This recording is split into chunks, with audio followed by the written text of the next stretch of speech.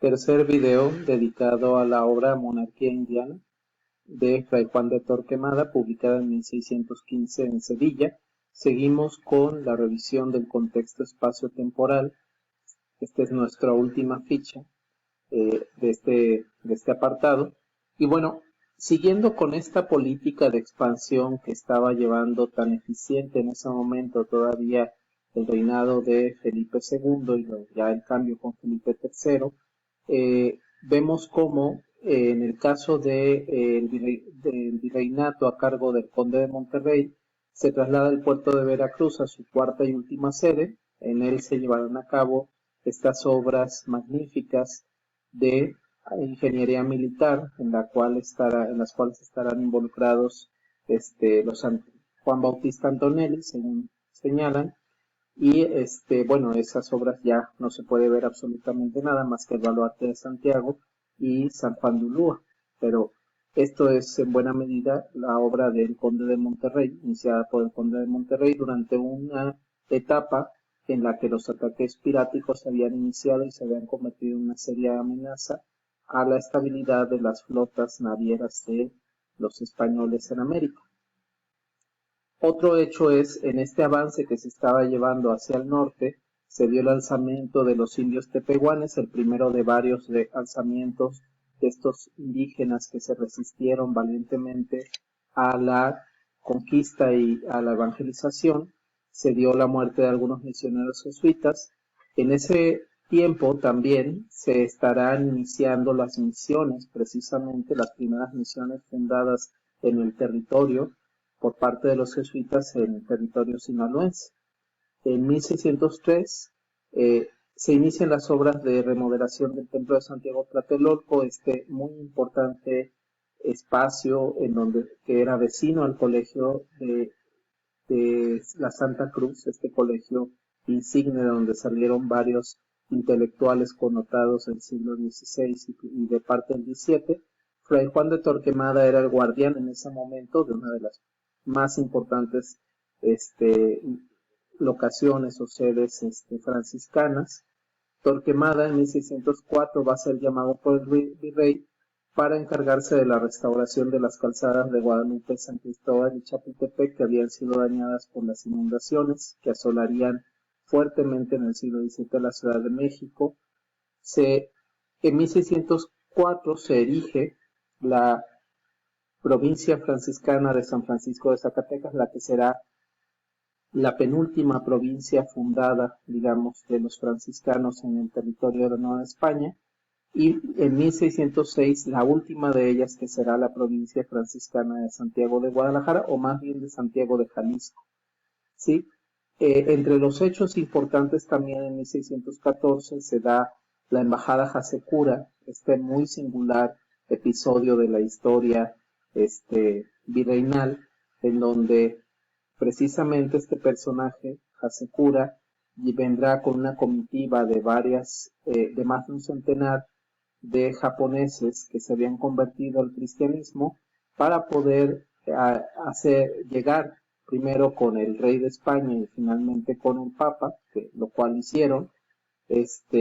para pedir la llegada de más misioneros, cristianos al Japón. Entonces, este será otro hecho singular en el periodo, digamos, de vida de Juan de Torquemada, y después seguirá el propio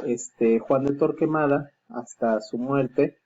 Ocupará un papel clave dentro de la iglesia franciscana, en donde se dará por primera vez a principios del siglo XVII un problema llamado de la alternativa, que implicaba la alternativa se refería precisamente al cambio de poder en el caso de los guardianes y de los padres provinciales entre los criollos, los españoles nacidos ya en territorio americano, y los españoles venidos de la península, ¿no? Entonces, con esto cerramos la parte histórica. Aquí podemos ver un plano donde se puede observar toda la infraestructura militar, ¿no? Las fortificaciones que originalmente estaba dotada el puerto de Veracruz, la última sede, la cuarta sede de esta fundación, la primera ciudad de la Nueva España, fundada por Cortés. Aquí vemos precisamente, bueno, una representación de los indígenas flecheros del norte, los mal llamados de forma genérica chichimecas, haciendo alusión al alzamiento de los tepehuanes en Topía, en territorio de lo que actualmente es Durango, que es la tierra, digamos, principal de los tepehuanes, cuyo territorio se extenderá hasta el sur de Chihuahua, y parte también de Sinaloa. Aquí podemos ver la iglesia de Tlatelolco junto al muy importante convento de la Santa Cruz, y esta iglesia de Tlatelolco, de Santiago Tlatelolco, que en su mayoría es obra de Fray Juan de Torquemada, como la vemos actualmente. La portada manierista que luce es precisamente de la fecha en que él era guardián y que manda remozar este conjunto. En 1604 se funda la penúltima provincia, la de San Francisco de Zacatecas, y en 1606-1607 la de Santiago de Jalisco, las dos últimas provincias que los franciscanos tendrán en el territorio novohispano y que serán fundamentales para la región noroccidente, ¿no? El norte en general. Esta es una vista de Manila, en un arcón filipino que se encuentra en el Museo Bello de Puebla, para hacer alusión precisamente a la importancia que había cobrado la ruta de la Nao de China, ya desde finales del siglo XVI, y precisamente esa es la ruta que seguirá la embajada Hasekura, desde Sendai, partiendo en 1613, llegando a Acapulco, en 1614, siendo recibidos en ese momento por el virrey, trasladándose por el camino de Acapulco a México, y luego por la ruta de Cortés hacia Veracruz, para embarcarse, hacer una parada en Cuba, embarcarse primeramente hacia Sevilla, llegar a Madrid, estar una estancia muy breve en Barcelona, llegar a Roma en enero de 1610, en octubre de 1615, y luego el regreso, que prácticamente el regreso final hasta al territorio de Japón, donde todo había cambiado para entonces, es 1620. Aquí está precisamente Diego Fernández, que será el conde de Guadalcázar, el virrey que recibirá a Hasekura con toda su comitiva, les digo, de más de 100 personas, cristianos japoneses. Aquí estaba una pintura que se llevó a cabo en Roma, en su estancia en Roma, donde se puede ver la nave en la cual ellos llegaron. Bueno, no es la que zarparon de Sendai, sino la que tomarían en Veracruz para llegar finalmente hasta España y luego a Italia. Aquí vemos el resto de parte de lo que queda en México, aparte de la influencia que hubo de las artes aplicadas japonesas en nuestras artes en el siglo XVII. La calavera poblana es una muestra de eso, en cuanto a su decoración, pero también las lacas, las famosas lacas de Olinalá, las lacas de Chiapa de Corzo, las de Uruapan,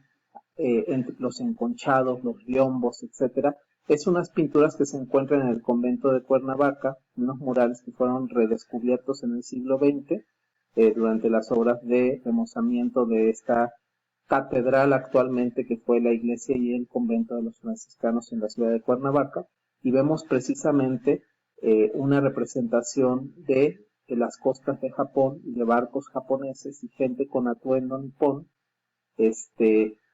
Y aquí podemos observar lo que era ya para 1615, 1620, los territorios, digamos, de la Nueva España. Aquí aparece ni más ni menos la zona de los tepehuanes, ¿no? Topía, el lugar donde fue esta revuelta, digamos, de principios del siglo XVII, y vamos viendo un poco de la biografía del autor, muy importante, Fray Juan de Torquemada. Nace en la villa de Torquemada, en Castilla la Vieja, hacia 1562 o 1565. Él llegará muy, muy joven, al igual que Jerónimo de Mendieta, que si ustedes recuerdan, llega muy niño, entre los 5 años aproximadamente, a Texcoco, y ahí se criará. En el caso de Torquemada, él llega en 1575, ya adolescente, ¿no? Pero aún muy joven. Él va a ingresar a la orden franciscana entre 1579 y 80, o incluso en el 82, va a ser auxiliar en los conventos de Tacuba y en Chautla. En 1583 viajará a Guatemala, donde tuvo una entrevista con Bernal Díaz del Castillo, quien moriría en la capital Guatemala, bueno, en la antigua Guatemala, ¿sí? En lo que era la capital en ese momento de la gobernación de este nombre. Muere Bernal Díaz del Castillo en 1584 en esa ciudad, pero se entrevistaría con Torquemada. Vuelve Torquemada precisamente en ese año al convento de México, atiende a Fray Alonso de Ordaz durante su enfermedad y muerte, es ordenado como sacerdote entre 1587 y 1588, viaja a Nueva Galicia con motivo de la muerte de 3 franciscanos en el territorio de Guaynamota, actualmente en Nayarit, a manos de los chichimecas, y en fecha incierta pero inmediata a esto, iría como guardián del importantísimo convento de Tlaxcala, en donde luego visitaría las ruinas de Xochitecatl, o sea, de Xochitecatl, y nos dará las primeras noticias conocidas de este conjunto prehispánico de gran importancia que todavía se puede visitar frente a Cacaxtla, precisamente, con quien formaba una dualidad, y que nos dice desde entonces Torquemada que está asiento y población de los Olmecas Xicalangas. Este es un retrato que se hace en la segunda edición de su obra Monarquía Indiana. Obviamente es un retrato idealizado de Fray Juan de Torquemada, no hay ningún retrato en vida, pero aquí podemos ver una representación de este fraile franciscano. Aquí podemos ver parte de lo que nos mencionaba la actual parroquia de San Gabriel Arcángel, antiguo convento franciscano de San Gabriel en Tacuba, donde estuvo presente Fray Juan de Torquemada. Vemos aquí la edición de la historia verdadera de la conquista de la Nueva España, que fue llevada a cabo en la época ya del rey Felipe IV, esta obra de Bernal Díaz del Castillo, con quien Torquemada se entrevistaría en 1583, un año antes de su muerte. Este es el monumento que está en Guatemala, alusivo a la muerte, conmemorativo a la muerte en esta ciudad de Bernal Díaz del Castillo, que pasaría sus últimos años de vida en la llamada ahora antigua Guatemala. Y aquí está un óleo de José de Páez del siglo XVIII, que obviamente es posterior a la fecha que marcamos, pero que es alusivo precisamente a los alzamientos que se dieron de los indígenas del norte, en los cuales hubo víctimas, por supuesto, de misioneros, tanto franciscanos como jesuitas, es alusivo al hecho que va a atender precisamente Juan de Torquemada en Guaynamota, en este territorio que era territorio de los Coras en Nayarit. Xochitecatl, esta antigua ciudad prehispánica que les comento es importantísima, de una gran antigüedad, estamos hablando de preclásico medio, preclásico tardío, en donde incluso Torquemada dejaría una cruz en este promontorio circular, que actualmente ha sido repuesta y que prácticamente fue el primer, digamos, la primera noticia que se nos da de un sitio arqueológico visitado prácticamente por un franciscano y reseñado en su obra. Entonces, Fray Juan de Torquemada, siguiendo con su biografía, durante los años de 1590 a 1603, Torquemada conoció a algunos de los cronistas franciscanos notables, Bernardino de Sahagún en su último año de vida, Jerónimo de Mendieta, que todavía le quedaría algunos años más, hasta 1605, conocería al mestizo Diego Muñoz Camargo, que no era fraile, fue el cronista de Tlaxcala, de otros cronistas indígenas como Chimalpaín y Fernando de Alba Xochitl, de quienes hablaremos posteriormente en esta serie de videos. En este curso, Torquemada participaría en la fundación de una cofradía indígena, estudiaría antigüedades en Texcoco, escribiría misas y comedias en lengua mexicana, residió en Tlaxcala, en Texcoco, en Zacatlán, al norte, en la Sierra Norte de Puebla, y en 1602 da a la imprenta la obra Vida y Milagros del Santo Confesor de Cristo, Fray Sebastián de Aparicio, este muy importante ya santo franciscano que llegaría a la Nueva España, que será conocido como el Santo Caminero, que llevará obras importantísimas a cabo en el Camino Real de Tierra Verde. Seguimos en el video posterior para no interrumpir.